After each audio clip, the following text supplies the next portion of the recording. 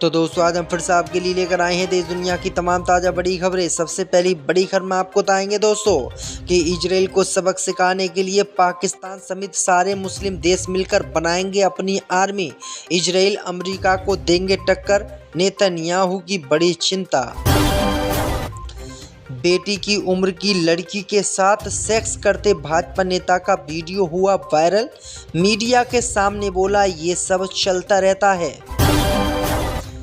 नेपाल में आग भड़काने के पीछे निकला अमेरिका का हाथ, सेना की मदद से बनी है अंतरिम सरकार। CIA की दशकों पुरानी चालों से गिर गई नेपाल में सरकार। मौलाना अरशद मदनी की एक पुकार और पंजाब की मदद के लिए उमड़ा मुसलमानों का सैलाब। सबसे पहले आए मेवाती मुसलमान। कल 75 वर्ष के हो जाएंगे प्रधानमंत्री मोदी, दे सकते हैं PM पद से इस्तीफा। तो दोस्तों सभी खबरों को आपको एक एक कर बताने वाले हैं। वीडियो को लाइक कर चैनल को सब्सक्राइब कर दें। इससे भी बढ़ते दोस्तों अगली खबर की ओर। तो इजराइल को सबक सिखाने के लिए मुस्लिम देश मिलकर बनाएंगे अपनी सेना। इजराइल के खिलाफ किया बड़ा ऐलान। दोस्तों आपको बता दें कि इजराइल और अमेरिका को सबक सिखाने के लिए अब मुस्लिम देशों ने कमर कस ली है। 60 मुस्लिम देशों की बैठक कतर में हुई है। इस बैठक में मुस्लिम देशों ने नाटो जैसा सैन्य संगठन बनाने का ऐलान किया है। इस संगठन में सभी मुस्लिम देश शामिल होंगे और सभी मुस्लिम देश मिलकर एक आर्मी बनाएंगे। ये आर्मी उस समय काम करेगी जब किसी भी मुस्लिम देश पर इजराइल या अमेरिका जैसे देश हमला करेंगे तो ये आर्मी उस मुस्लिम देश को बचाएगी और मुस्लिम देश की तरफ से जंग लड़ेगी। वहीं आपको बता दें कि ये प्रस्ताव किसी और ने नहीं बल्कि पाकिस्तान और मिस्र ने दिया है। पाकिस्तान मिस्र ने कहा है कि नाटो जैसा संगठन मुस्लिम देशों को बनाना चाहिए जिससे मुस्लिम देशों की ताकत बढ़ेगी। वहीं आपको बता दें कि इस संगठन के बनने के बाद अमेरिका इजराइल को धूल में मुस्लिम देश 2 मिनटों में मिला देंगे, क्योंकि ये इजराइल की इतनी कुटाई करेंगे कि इजराइल सोच भी नहीं पाएगा। तो ये बड़ी अपडेट आई दोस्तों कि सभी मुस्लिम देशों ने एकजुट होकर अब ये संगठन बनाने का ऐलान कर दिया है। अगर ये संगठन बनता है तो इजराइल अमेरिका को मुस्लिम देश धूल चटा देंगे। इससे भी बढ़ते दोस्तों अगली खबर की ओर। तो बेटी की उम्र की लड़की के साथ सेक्स करते भाजपा नेता का वीडियो हुआ वायरल।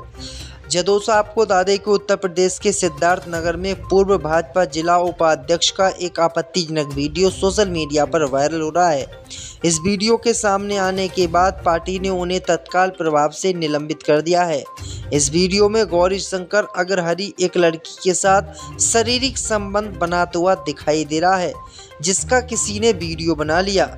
मामला सामने आने पर भाजपा जिला अध्यक्ष कन्हैया पासवान ने कहा है कि गौरी शंकर अगस्त 2023 से पार्टी के किसी भी पद पर नहीं है, जबकि सोशल मीडिया अकाउंट पर अभी भी गौरी शंकर अग्रहरि जिला उपाध्यक्ष लिखे हुए हैं। वहीं आपको बता दें कि बात करने पर गौरी शंकर ने एक विवादित बयान और दे दिया। उन्होंने कहा कि ये तो सब चलता रहता है, ये वीडियो राजनीतिक रूप से बदनाम करने के लिए फैलाया गया है। इससे भी बढ़ते दोस्तों अगली खबर की ओर। तो नेपाल में सरकार गिराने के पीछे निकला अमेरिका का हाथ। दोस्तों आपको बता दें कि नेपाल में भारी विरोध प्रदर्शन के बाद सरकार गिर गई। वहां के प्रधानमंत्री KP शर्मा ओली ने इस्तीफा दे दिया। दरअसल आपको बता दें कि इस्तीफा देने के बाद KP शर्मा ओली ने नेपाल में सरकार गिराने के आरोप भारत पर लगाए थे। उन्होंने सीधे तौर पर कहा कि भारत ने जानबूझकर यहाँ के लोगों को भड़काया, पैसे दिए और मेरी सरकार गिरवाई। वहीं आपको बता दें कि KP शर्मा ओली ने गंभीर आरोप मोदी सरकार पर भी लगाए। अब खबर सामने निकल कर आई दोस्तों कि आखिरकार भारत के बाद इस घटनाक्रम पर किसका दबाव रहा। दरअसल आपको बता दें दोस्तों कि बड़ी जानकारी सामने आई है कि अमेरिका ने तिब्बती शरणार्थियों को हथियार और ट्रेनिंग देकर मस्टैंग गुरिल्ला फोर्स तैयार करवाई।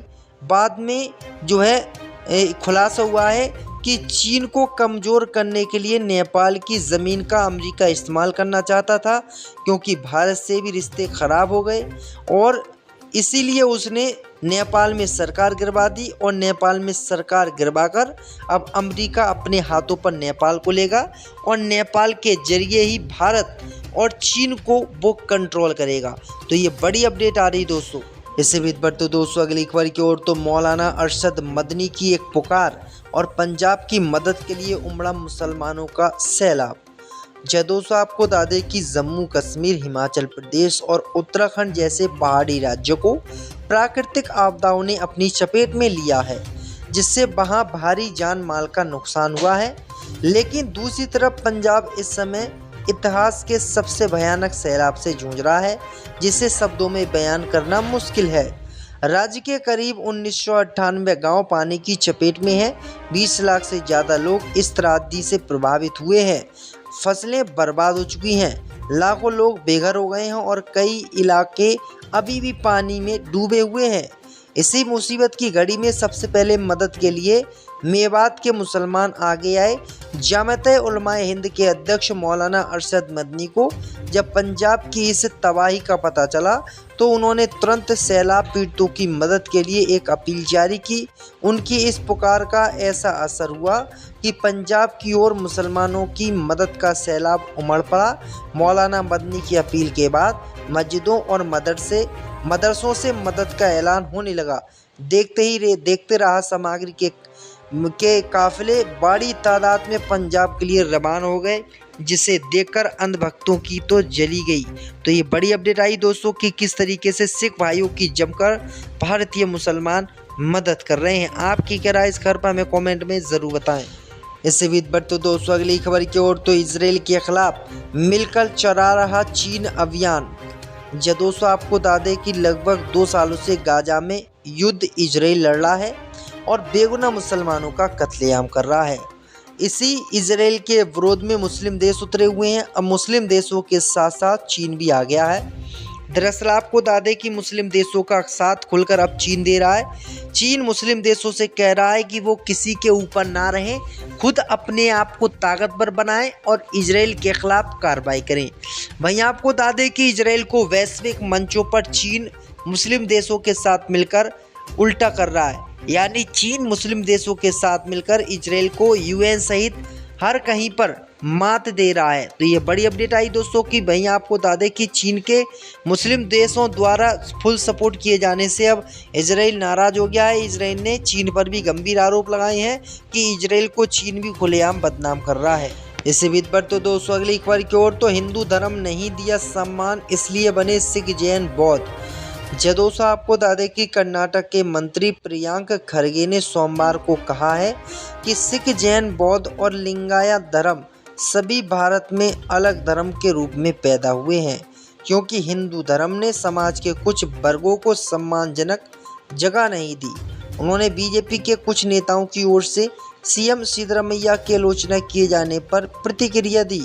सीएम सिद्धरामैया ने हिंदू समाज में असमानता और जातिवाद पर टिप्पणी की थी और इस पर कर्नाटक बीजेपी अध्यक्ष बी.वाई. विजयेंद्र और विधान परिषद सदस्य टी. रवि ने राज्य सरकार पर अपनी नीतियों के माध्यम से धर्मांतरण को बढ़ावा देने का आरोप लगाया। खरगे ने बीजेपी नेताओं पर निशाना साधते हुए कहा कि मुझे नहीं लगता कि विजयेंद्र और रवि भारत में धर्म के इतिहास से अवगत हैं। तो ये बड़ी बात उन्होंने कही। इससे भी बढ़ते दोस्तों अगली खबर की ओर तो कल 75 साल के हो जाएंगे प्रधानमंत्री मोदी, दे सकते हैं इस्तीफा।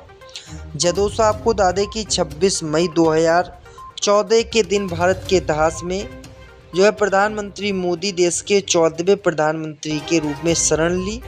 इसके बाद प्रधानमंत्री मोदी कई सभाओं में कह चुके हैं कि 70 साल से पहले लोगों को राजनीति से इस्तीफा दे देना चाहिए और राजनीति को छोड़ देना चाहिए।